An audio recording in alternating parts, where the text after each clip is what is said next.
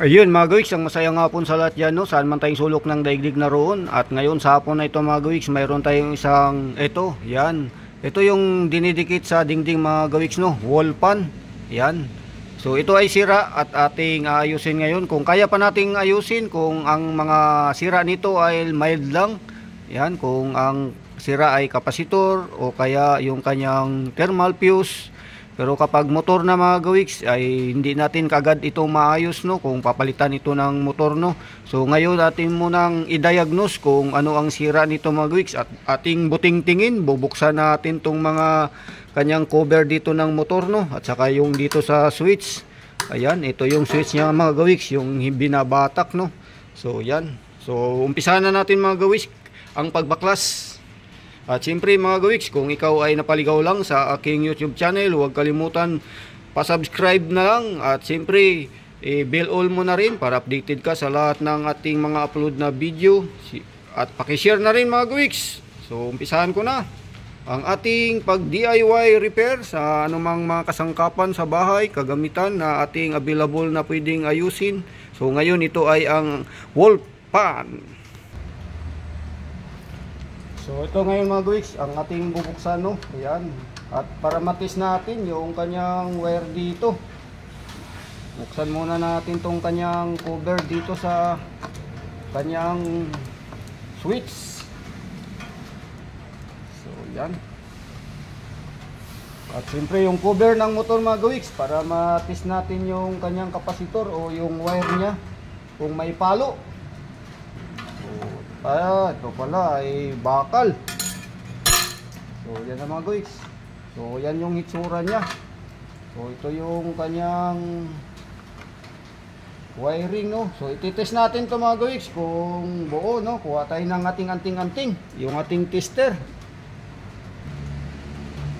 So ito na mga gawiks, yung ating tester, no. Isit lang natin sa X1 key mga gawiks para yan ay ating matest na, no. So ito yung ating anting-anting sa pag-repair. Ayan. So good ang ating tester. Ngayon ito mga gawiks yung ating itetest, no, kung may palo o wala. So dito, ayan yung wire nya. Tingnan natin mga gawiks kung may palo. Ayun, wala. So switch natin yung kanyang switch dito. So yung mga gawiks, so yan. Yun. So na-switch na natin kung mayroon o wala. So wala pa rin mga gawiks. So dito na tayo sa motor, no. Yan, nakakabit naman lahat yung wiring nya, no. So buksan natin to. Yan.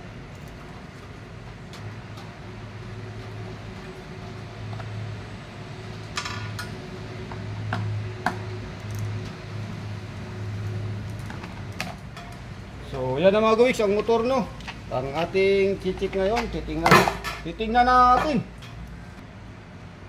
So ito mga gawiks, i-test muna natin yung kapasitor, no, kung buo. So ito ay balatan muna natin mga gawiks para maano natin yung wire, mailabas. So yan. Kailangan lang muna natin i-check kapag ito ay may palo ang kapasitor mga gawiks. Malaman natin na buo yung kanyang motor, no. So ayan.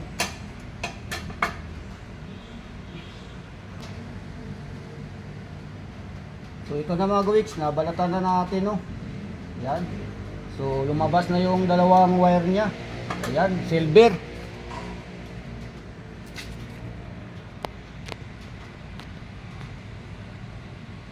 Ayan, yung ating binalatan dyan na dalawang wire, no. Ayan, so pagka itong wire na to sa kapasitor mga gawiks, kapag may palo yan, ibig sabihin buo yung motor natin. So maaring halimbawa pag hindi gumana doon sa switch, maaring yung kanyang fuse. Tingnan natin mga gawiks. Ito. Yan. O yun, may palo mga gawiks. Ito yung dalawang wire na to sa kapasitor, no. Yan. May palo, ayan. So ibig sabihin mga gawiks, sira ang fuse nito doon sa motor, no. So ngayon, pwede naman yan natin i-direkta mga gawiks. Yung isang wire dito ng common, pwede nating dugtong dito kung saan dito sa dalawa na to yung ikot niya ay tama. Yun.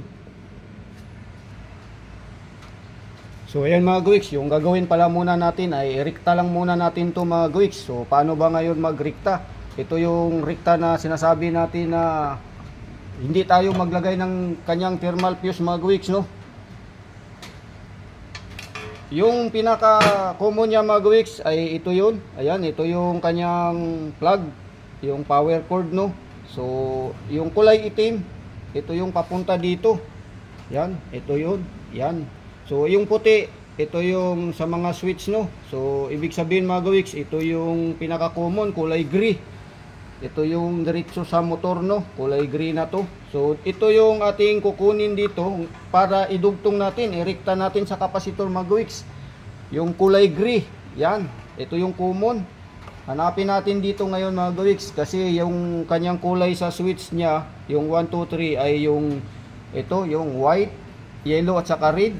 Ang gray yung common. So ito yung ating kukunin dito mga gawiks. Yan. Kukunin natin dito. Kunin natin dito mga gawiks. Balatan natin to. Kunin natin yung kanyang kulay gray at ilagay natin dito.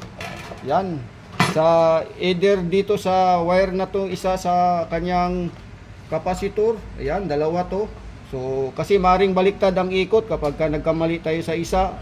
Ilipat natin sa isa para tumama ang ikot mga gawiks. So yan yung rekta na walang gastos. Kumbaga hindi tayo maglagay ng thermal fuse kasi nasa loob pa yung thermal fuse mga gawiks. Ating bubuksan pa yung motor, no. So ngayon ang gagawin natin, irekta lang muna natin mga gawiks. Kunin natin yung wire dito na kulay gray, dahil yun yung pinaka common, no. Ito, yan. So kunin natin dito yan mga gawiks sa wire na to, no. Yan dito. Para yun ang ating gamitin para irekta natin dikit dito sa ano. Yan, idugtong natin dito mga gawiks. Yan, sa kapasitor. So ito na mga gawiks, nahanap na natin. Ito yung kulay green na to, no. Yan, ito yung kukunin natin para irekta natin sa kapasitor mga gawiks. Yun ay ating subukan ang kanyang ikot, kung alin doon sa dalawang wire na nasa kapasitor ang tamang ikot ng LEC, no. So yun lang ang ating gagawin. Ito ay tinatawag na rekta. So putulin na to mga gawiks, no. Putulin natin to. Yan, bali itong papunta doon sa yan. Ito yung sa motor mga gawiks na mayroon tayo dong thermal fuse. So ito yung ating gagawin ay irekta na natin dito sa kapasitor, no. Yan. Irekta natin to sa kapasitor mga gawiks, itong kulay green na to. Para ito ay ating paikutin kung aandar na, dahil sa ating tinisting yung kapasitor mga gawiks ay buo naman. So ito, yan. So yan, ito mga gawiks. At siyempre ito, lagyan natin to ng plug para may saksak natin at may testing, no. So dito, ayan, abot na ba? So yan, dito mga gawiks sa kapasitor niya. So abaan pa natin. So ito ay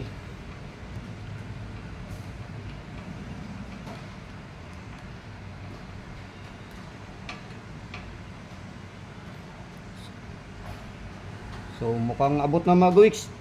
Dahil sa ito ay testing lang naman, no. Titesting natin dito. Yan, yan. Kaya dito sa isa. So ayusin ko lang mga mamaya mga gawiks, no. Itong ano, lagyan natin ng cord pang saksak.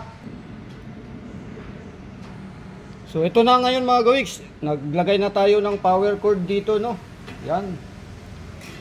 So hindi muna natin nilagyan ng electrical tape mga gawiks. At yung pinutol natin na common mga gawiks na ating idudugtong dito, i-direct, no. Ito yung ating gagawin kung saan dito. Unahin muna natin sa isa mga gawiks, dito sa isa sa ibabaw, no. Yan, ito ay binalatan na natin. Yan, binalatan na natin yung cord ng sa may kapasitor. So ito muna mga gawiks, dito natin dinugtong, no, sa isa, no. Yan, tingnan natin mga gawiks ngayon. I-testing natin kung magkaroon na ng power ito, kung ito ay papalo na yung tester natin nito dahil dinirekta na nga natin. Yan yung tinatawag na bypass mga gawiks.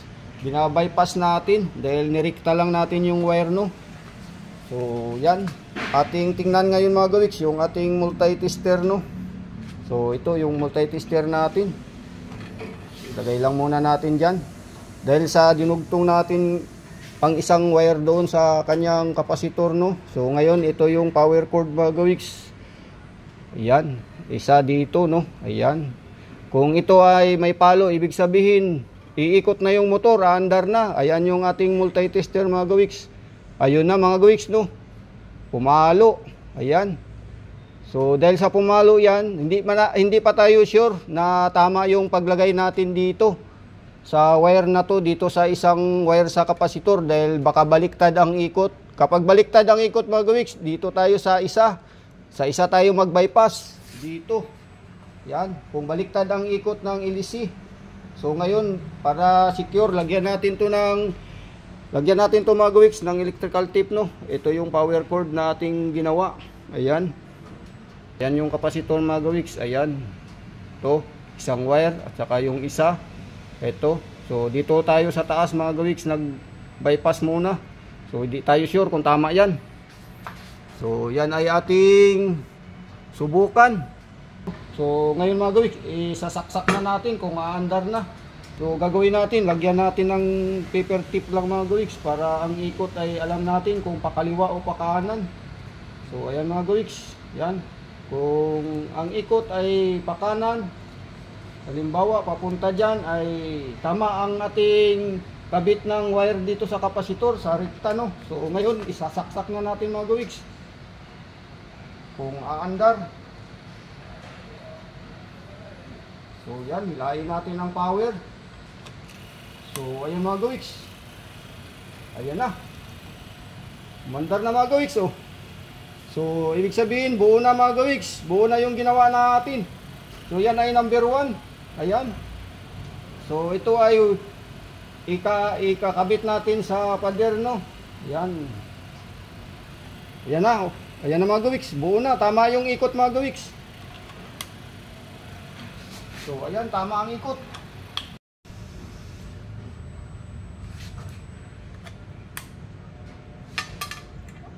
Ayan na mga gawiks, umandar na at ang kanyang takbo ay tama lang mga gawiks, na yung kanyang ikot ay hindi baliktad, no. Ayan.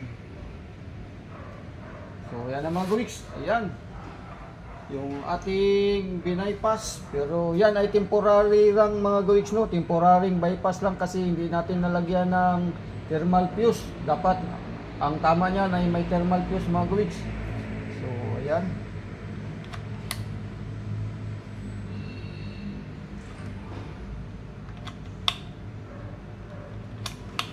So yan mga gawiks, success yung ating paggawa ng ating wall pan. Hanggang dito na lang at bye bye, yahoo!